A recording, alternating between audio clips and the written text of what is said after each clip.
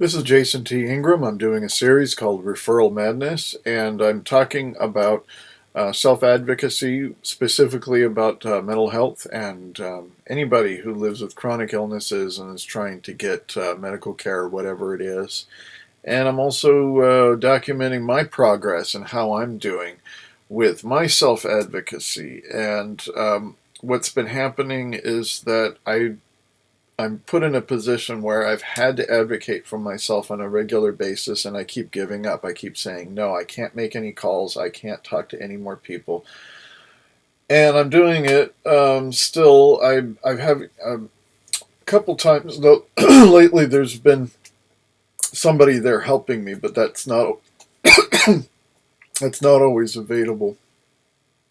And so it's really, really frustrating getting the runaround. So today we made several calls to my current provider and asking basically one thing is that we need somebody to take some responsibility and handle this case and see to it that I get the care that I came to get.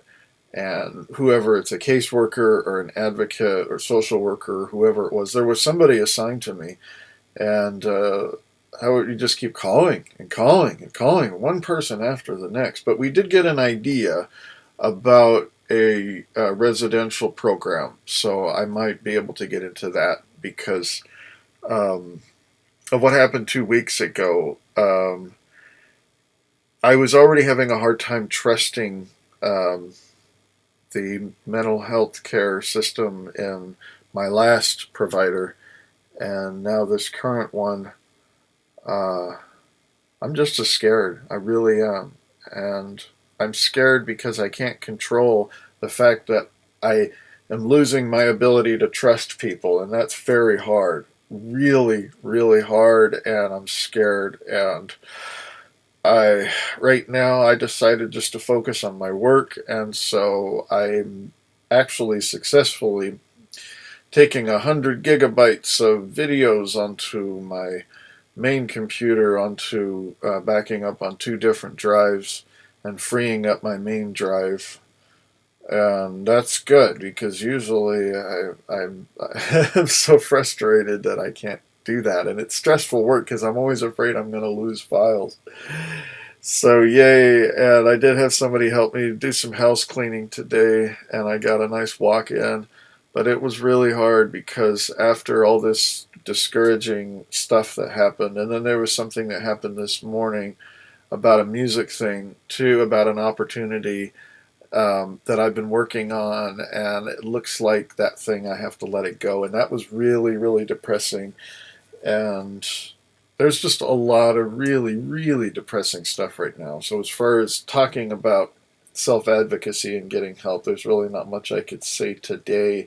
So this is more of a journal because I'm really, really a mess, and I'm scared because I'm not getting any better. In some ways, I'm getting worse, and in some ways, I'm getting stronger, and I'm able to face these things a little more than I could a while back.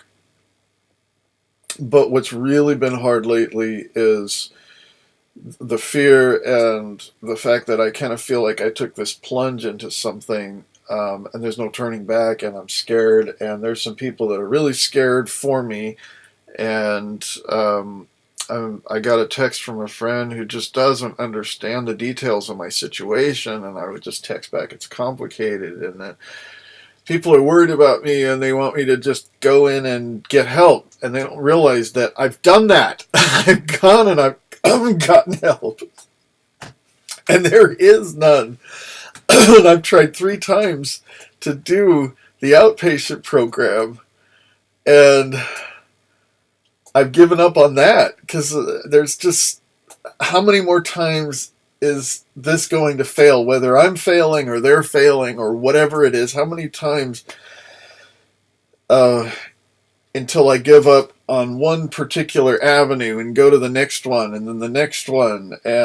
But I'm not giving up though, as far as some things. But sometimes if I keep knocking on one door and it's not opening. I have to go to another, or it's going to just drive me more crazy than I am right now. And I'm really, really feeling like I am losing my mind worse than I've had since I was a teenager.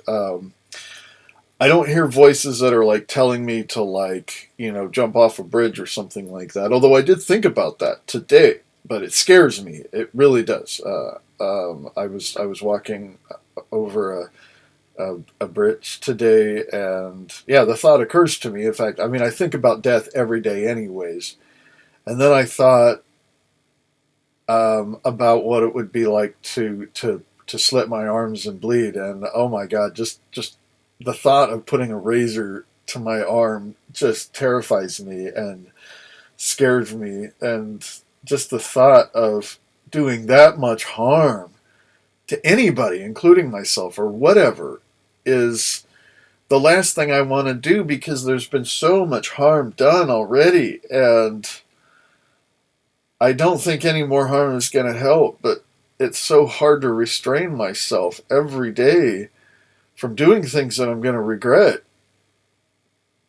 And just the sadness, the despair, the gloom, the hopelessness. I mean, it feels like a weight. It feels like a tangible thing that I could, like, hold right here and say, I wish this thing would go away. And sometimes it lifts, and sometimes it comes back.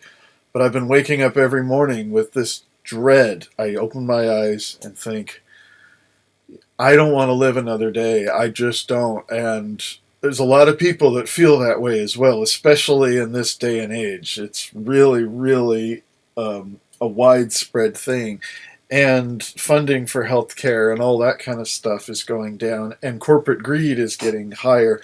And so there's this incredible shift going on when it comes to people in my type of situation. And so this is very common, which makes it even harder too, because when I feel like I have to be the squeaky wheel and say, "Hey, I'm not getting help, and I'm scared, and please help me." I mean, I'm desperate, and just those kinds of things, and then I get this feeling that the people I'm talking to are just listening to me going, "Yeah," and you're like the 100th person today that's told me that.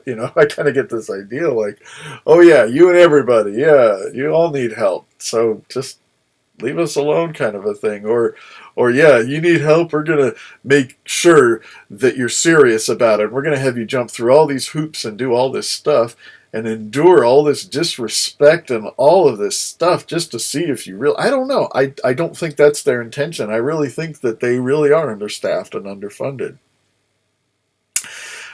The hard thing is that they're getting paid and I'm paying them money to do a service, and they're not doing it.